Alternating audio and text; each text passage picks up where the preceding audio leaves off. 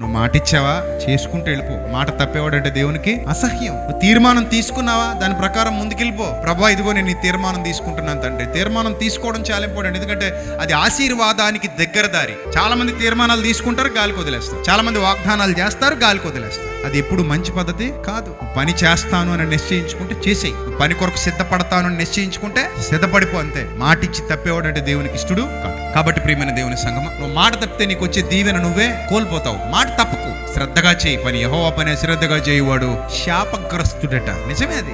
ఎందుకు శాపగ్రస్తుడంటే నిన్ను ఎన్నుకున్నాడు ఆయన. నువ్వు ఎన్నుకున్నప్పుడు ఆ ఎన్నుకున్నదగిన దాని ప్రకారంగా నువ్వు వెళ్ళిపోతేనే నీకు దీవెన, నీకు ఆశీర్వాదం. నీకోసం దేవదూత వచ్చి నిలబడాలని హోప్ ఉందిగా, కావాలనుకుంటున్నావుగా. ప్రభువా, నేను ఈ శరీరాన్ని విడిచి బయటకు రాగానే మన్నైనది వెనుకటి వలె మన్నైపోతుంది. ఆత్మగా నేను నీ సన్నిధికి రావాలి, నన్ను తీసుకెళ్ళటానికి దేవదూతలు వచ్చి నిలబడాలి నా పక్కన. ఎంత కమిట్మెంట్ ఉంది నీకు. చిన్నది కాదు నీ కమిట్మెంట్. మరి దానికి తగ్గట్టు నువ్వు బతకాలా వద్దా? బతకాలి.